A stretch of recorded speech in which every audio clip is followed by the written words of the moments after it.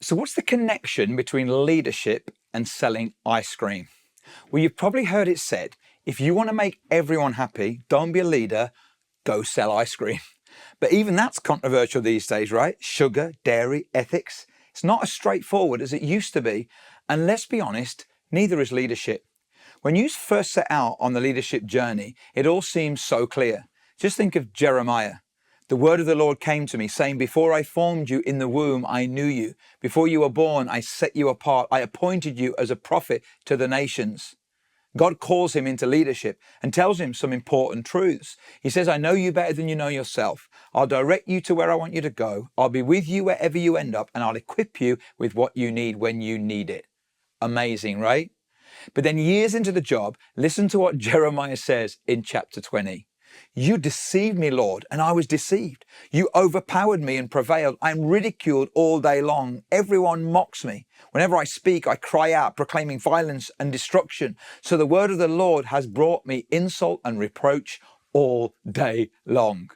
I mean, it's depressing, right? I mean, basically Jeremiah is saying to God, there are some things you didn't tell me back in chapter 1.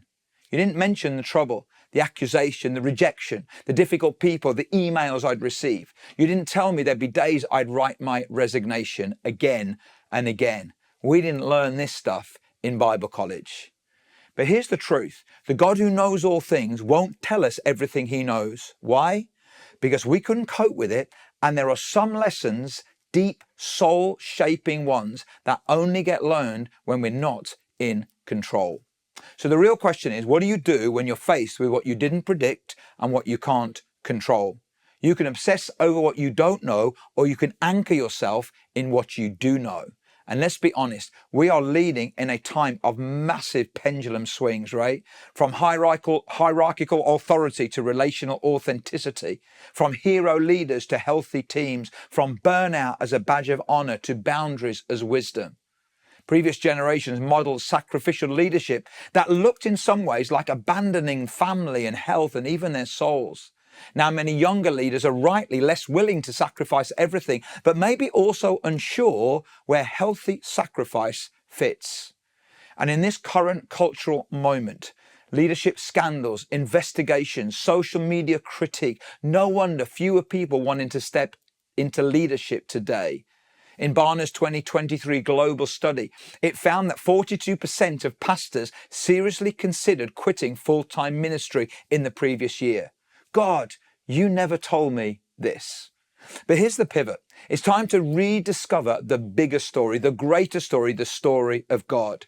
Earlier this year, I was asked by Spring Harvest to write this book for the 2025 theme called No Greater Story. And in it, I focus on a leader who's disappointed Isaiah.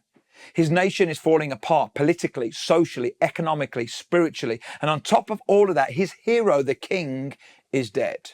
Here's something I say in the book. In leadership as in life, disappointments don't just line up, they stack up and they get heavy. You felt that weight, right?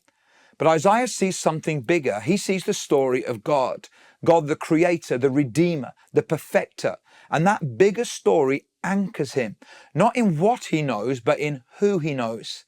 Leaders, hear me on this. You might not always be able to give your people certainty, but you can give them clarity. God is in control even when life doesn't make sense. God is in the middle of the mess, even when you can't see the ending. And God will be there at the end, making all things new.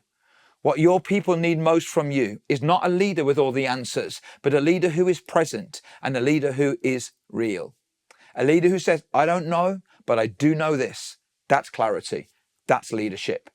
In the book, I spend time in what I call the living room, the space where real life happens, where the call of God meets the complexity of life. And I share the story of what happened to our church in 2015. Our auditorium burnt down. The place where I had led for over 20 years, marriages, funerals, baptisms, the place had gone in a moment. We were in the middle of a building project and now all we had were ashes. As a leader, I had to be vulnerable, honest. I had to say, I'm hurt, I'm confused, I'm disappointed. But I also had to say, God is still with us. And he was. Out of those ashes, God rebuilt something more beautiful and powerful than we imagined. In 2 years, we'd built a new building, a new church name. We'd begun planting churches. And by the time COVID hit, we were gathering in multiple places, seeing God do incredible things.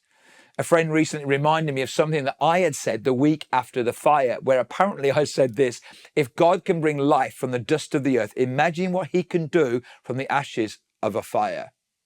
No Greater Story is more than just a book. It's a resource to help you and your church rediscover the adventure of following God, even when leadership is vulnerable, raw, and hard. You'll find a sermon toolkit in there with outlines and small group notes, media content, and so much more. I finished the chapter on greater than our understanding with a powerful story. You see, months before the fire, a friend had given me what she felt was a prophetic word.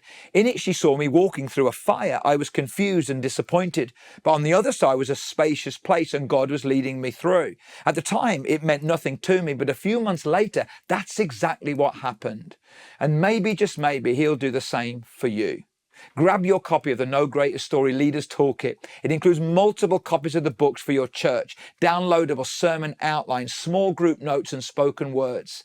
And whatever your story is right now, whatever your situation is, because there's no greater story than the story of God, you can find hope and confidence even in the middle of the story.